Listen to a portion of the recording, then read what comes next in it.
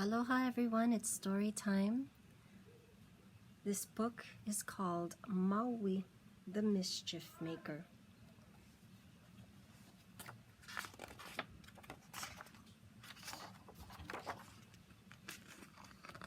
Māui, the Mischief Maker, as told and illustrated by Dietrich Varez, edited by Lilikalā Kameʻeleihiwa, from the Bishop Museum Press, 1991.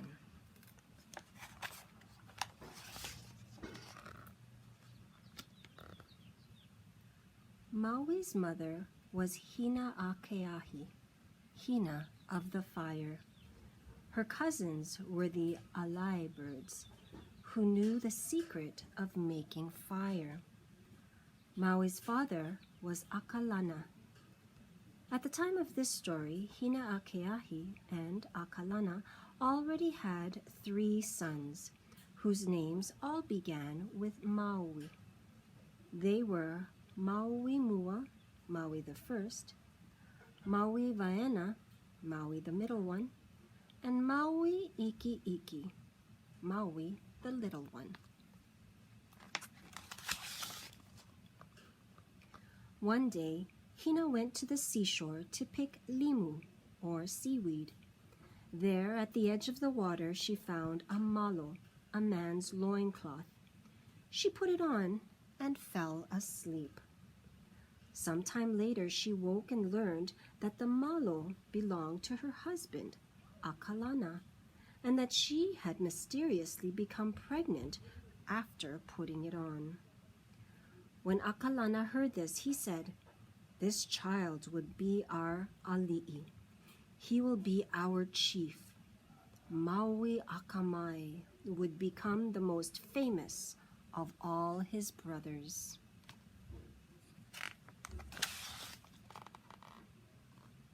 Even before he was born, Maui Akamai liked to play tricks. He would escape from his mother's womb and run along the sea cliffs, teasing the fishermen. When they grew angry and chased him, he would sneak back inside his mother, where they could not find him. But Maui was so eager to see the world that he didn't wait 9 months to be born like ordinary children. He was born early and began his adventures right away. Maui was not an easy child. He disobeyed his parents. He could never sit still and do as he was told. He was always playing tricks on his brothers. His parents, Hina and Akalana, didn't know what to do with him. Finally, at her wit's end, Hina cut off some of her long hair and wrapped Maui in it. She took him down to the edge of the ocean and set him adrift. Maui Akamai floated out to sea. His adventures had begun.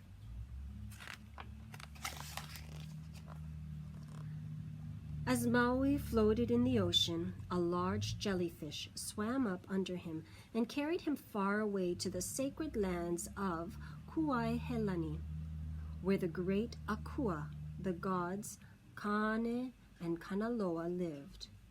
On this long journey, the birds and the fish were Maui's companions. Maui stayed in Kuaihelani for some time, living with the gods and learning their ways.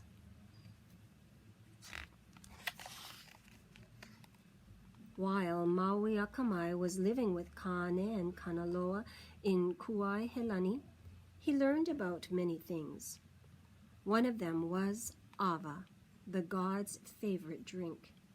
It was made from the leaves of the black-stemmed ava bush, and the Akua drank it from their huge kanoa bowl. They liked ava because it made them feel happy, and also because it was good medicine. Kane liked ava so much that he chose it as one of his kinolau, or body forms. When he wanted to, he could become the ava plant. Maui decided that one day he would steal the ava plant from Kane and Kanaloa and take it back to the world of his people.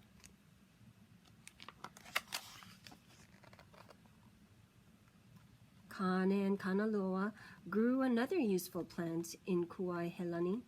It was called ohe, or bamboo, and sometimes Kane liked to live in it too. Its trunk was long and hollow with joints in it. Its leaves were green, sharp, and hairy. Maui bent one stalk all the way to the ground, but it didn't break. He learned that ohe was very useful for making fishing poles, carrying drinking water, and building houses. Very sharp knives could also be made from it by splitting the trunk. Maui decided to take the ohe home with him along with the awa. He would give them to his mother, Hina a Keahi, to plant by her doorway.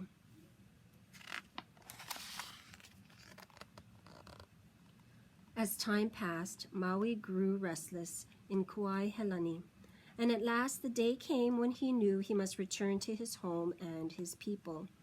When he left, he took awa and ohe plants with him as gifts. When he reached his home, two of his mother's brothers were standing like posts by her doorway. They refused to let him pass. Their names were Kialoa, long post, and Kia Akapoko, short post. In a fierce fight, Maui uprooted them both and threw them to the ground. Blood poured from his forehead, but he had won, and the entrance to his mother's house was clear.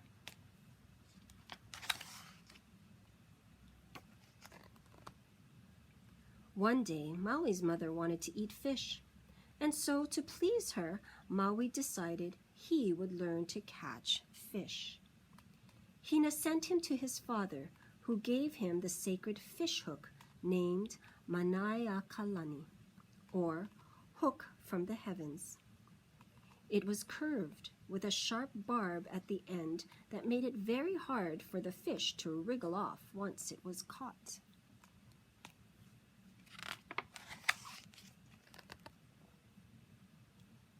The fish that Maui wanted to catch was a giant ulua fish named Pimoi. He lived deep in the ocean, and Hina told Maui there was only one way to catch him. She said Maui must use Pimoi's bird sister, the alai bird, as bait, for only the alai could bring Pimoi up out of the deep. Pimoi was not an ordinary fish. He could turn himself into an island whenever he wanted to.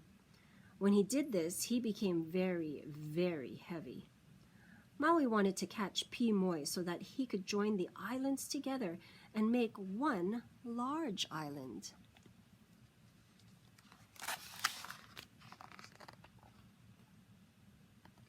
Maui told his brothers to paddle far out to sea to the deepest spot where he knew Pimoi lived. After many days, they found the place. Maui let down his hook, Manaiakalani, with the alai bird on as bait. Down, down it went, to the bottom of the sea. Pimoi swallowed it and began to pull on the line.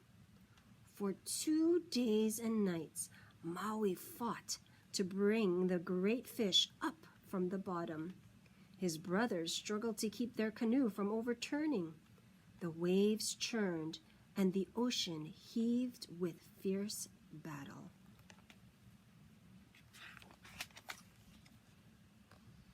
The struggle went on for a long time. Maui told his brothers, "Whatever you do, don't look at Pimoi. Just keep paddling." He was careful not to look at the giant fish himself. Finally, Maui's brothers caught sight of shore and thought they were safe. They looked back at Pimoi struggling beneath them, and at that moment, the line broke, and the great ulua died and became solid land that would move no more. That is how Maui brought land from the bottom of the sea, and that is why the islands were never united.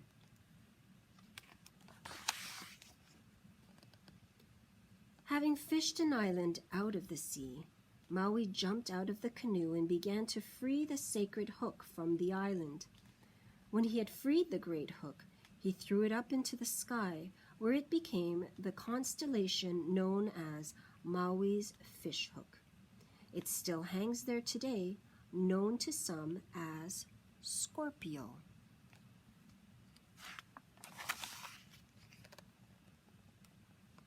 Before Maui, the earth was a strange place.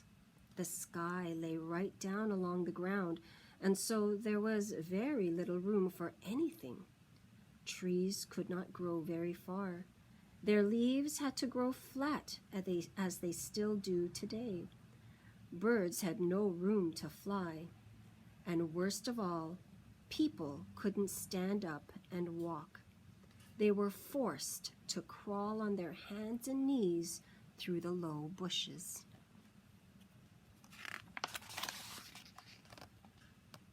The people had heard of Maui's great strength and his extraordinary powers.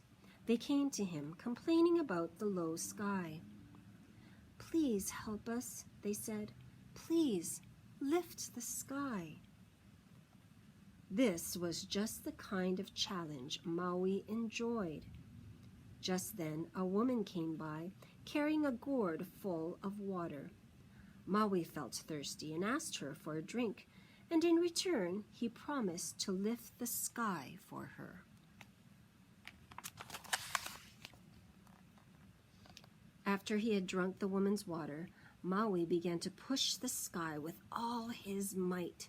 Soon he had lifted it to the tops of the trees. He kept pushing until he had lifted the sky to the top of Ka'uiki Hill in Hana Maui.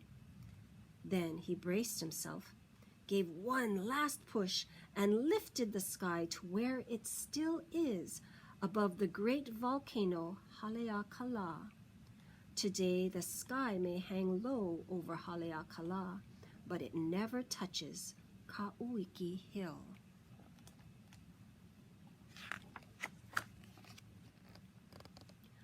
Maui's mother, Hina'akeahi, made fine cloths for him out of kapa, a cloth made by pounding the bark of the wake tree.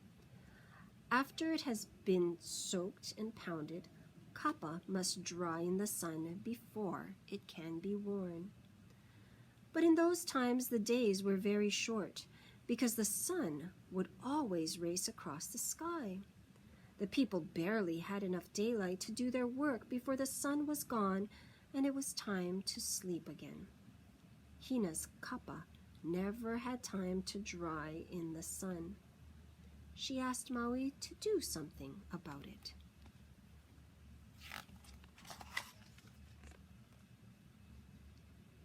Hina'akeahi told Maui to ask his grandmother, Mahuie, how to catch the sun. Mahuie lived on Mount Haleakala, the great volcano whose name means House of the Sun. Near the top was the house of his old, nearly blind grandmother. Each morning, her rooster crowed to tell her when the sun came up, and each morning she roasted bananas for the sun. Maui began the long, steep climb up Haleakala, where the sun lived.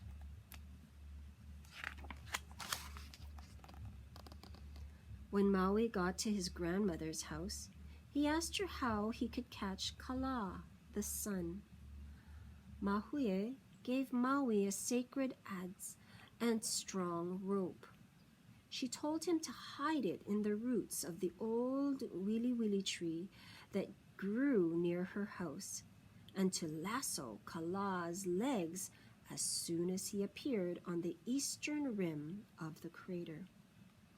Maui hid in the roots of the tree, as Mahuie told him to. Soon the rooster crowed, and Maui could see the sun creeping over the edge of the mountains to begin its race across the sky. Maui leapt from his hiding place and quickly threw his rope over the sun. The battle had begun.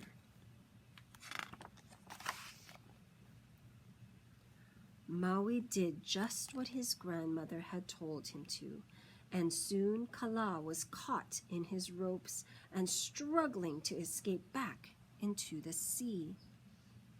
Using Mahuie's rope, Maui tied the sun to the roots of the wili wili tree. Once he had tied Kala, Maui began to beat him with his adze. To punish him for not giving the people enough light, Maui broke some of Kala's strongest legs, leaving him only his weakest ones. Now the sun would have to crawl across the sky.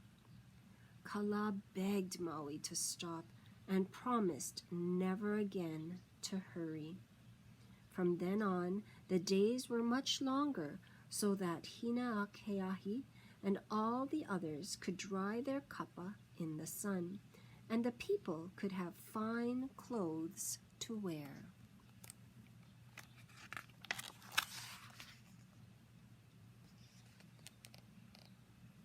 In the time before Maui, the people did not know the secret of fire. They ate their food uncooked and shivered in the cold nights with no warm fire to sleep by. Maui saw their need and decided to help them. One day, while he was out at sea fishing with his brothers, Maui saw smoke rising from a mountain ridge. He was curious and paddled quickly ashore, but found only ashes at the spot where they had seen the smoke. This happened several times. Each time they found only ashes. Finally, Maui decided to trick the fire makers.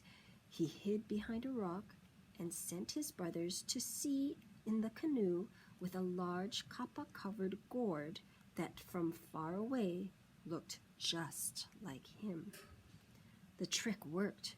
From his hiding place, Maui watched a large group of alai birds gather, making a fire, and perch around it, roasting bananas. These alai birds were the fire makers, and they were the cousins of Hinaʻakeahi, his mother.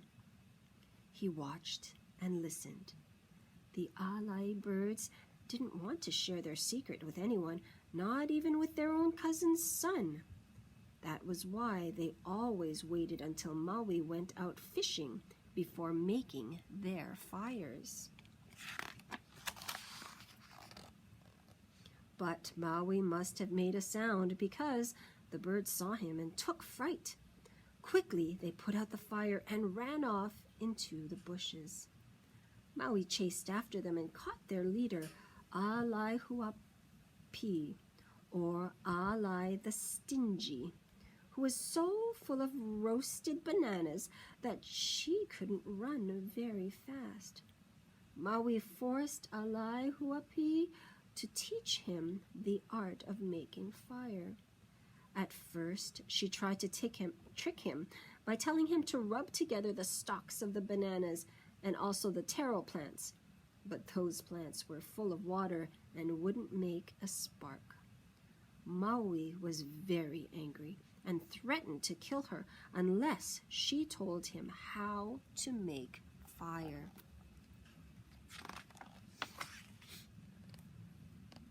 Then Alaihuapi tried to fool Maui again. She told him that fire was hidden in green wood. Maui found that this didn't work either, but he didn't give up. He became angry and tried to choke Alaihuapi, and at last she told Maui the right kind of wood to use and what to do with it. Once he had learned the secret of fire making, Maui punished Alaihuapi by rubbing a red spot on her forehead, which she has to this day.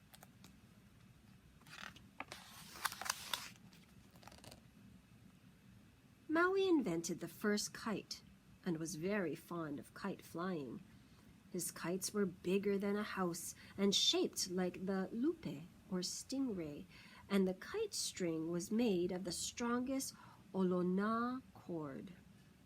When he tried out his first kite, Maui prayed for mana, for power for his kite, and string.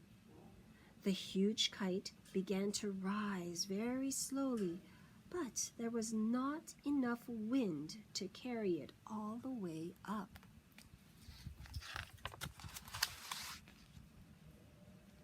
Then Maui remembered Kaleoku, an old kahuna or priest who lived far back in Waipio Valley on the island of Hawaii. This green valley was known for its winds and rains, as well as for its taro patties, or lo'i. Kaleoku had a covered calabash in which he kept the winds. Whenever he wanted to, he could open the ipu makani, or wind gourd, and let out winds and storms.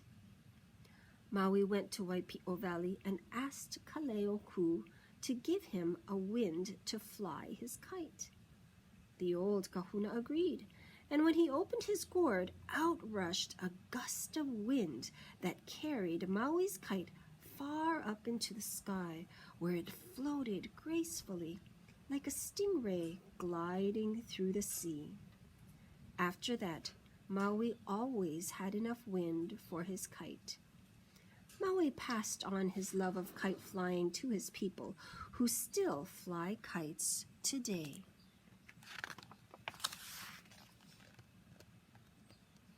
In time, Maui married a woman named Kumulama from Waianae on the island of Oahu. One day, after he had gone out fishing, he brought back 2 fish, a moi and an ulua.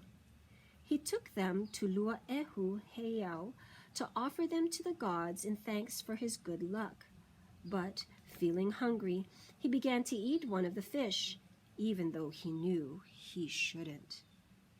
Just then, Maui saw Pe'ape'a Makavalu, a giant bat with 8 eyes, swoop down, snatch up his wife Kumulama, and fly off with her. Maui dropped the fish and tried to follow them in his canoe, but he couldn't keep up with Pe'ape'a.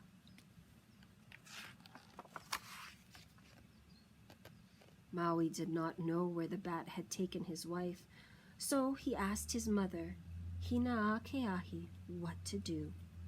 She sent him to his grandfather, Ku'olokele, for advice. Ku'olokele was a hunchback. He lived at Keahumoa in Waipahu, on the island of Oahu. Maui went to see him and quickly straightened Ku'olokele's back by hitting it with a rock. His grandfather was so grateful that he promised Maui he would help him find his wife.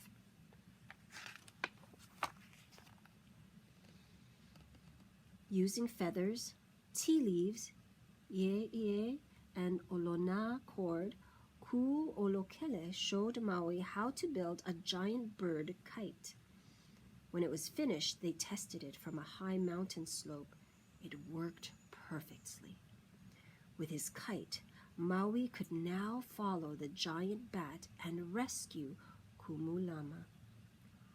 Ku'olokele told Maui that Pe'ape'a was an ali'i, or chief, of the island of Kauai. Then he told him what he must do next. Maui thanked his grandfather and flew off after Pe'ape'a.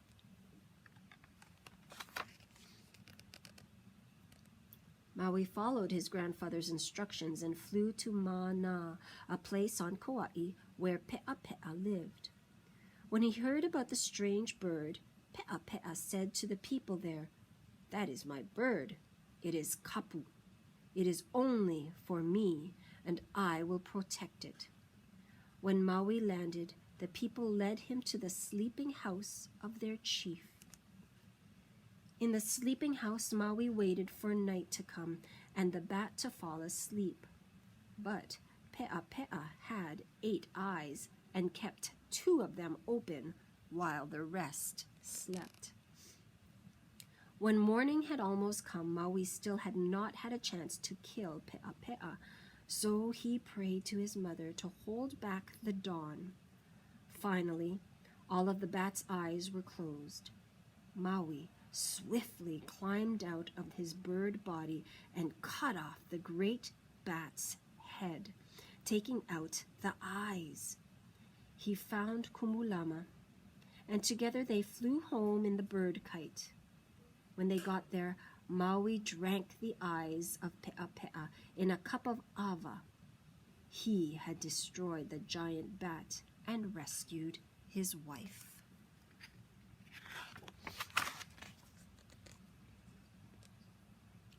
One day, Maui's mother, Hinaakeahi, went to live in a cave by the Wailuku River in Hilo, on the island of Hawaii. In the river, there were many pools formed by lava rocks.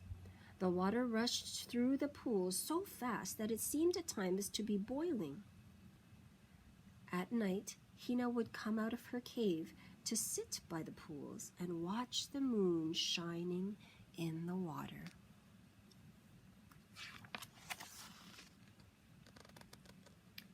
The Wailuku River was also the home of a giant eel named Kuna. Kuna wanted Hina to be his wife and come live with him in the river, but Hina refused, and Kuna became very angry. First, he tried to drive Hina out of her cave by stopping up the water in the river.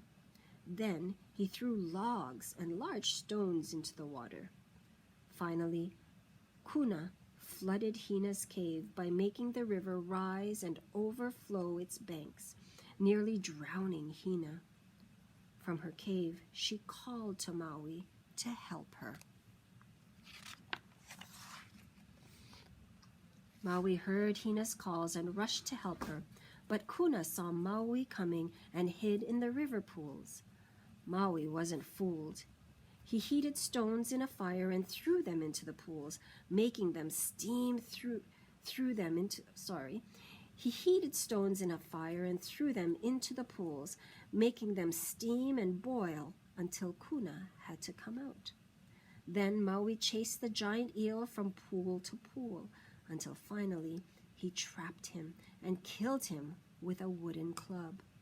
Maui had saved his mother.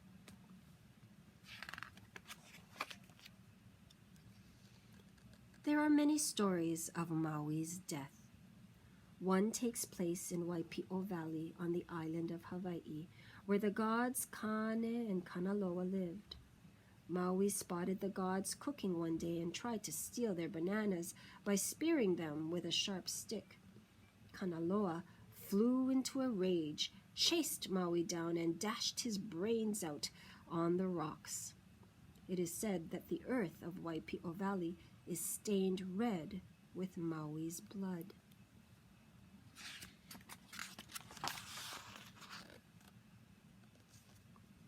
The Maori of Aotearoa tell another story.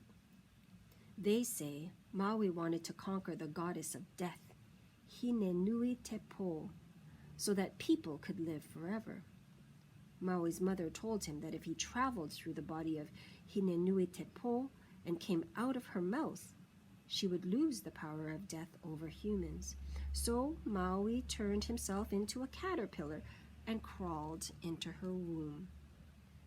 Maui had brought his bird brothers along and told them they must be absolutely silent, as Hinenui Te Po was sleeping. But his bird brothers couldn't resist giggling at the sight, and their laughter woke up the goddess. Furious, she crushed Maui to death.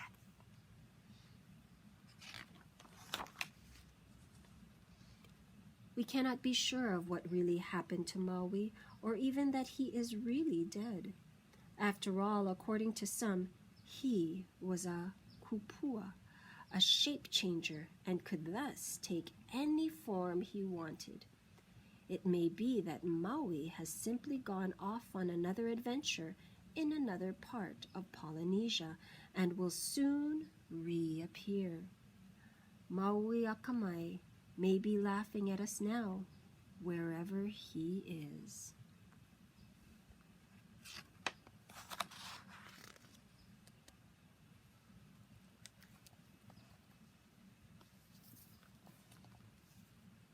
And those are some stories of Maui, the mischief maker.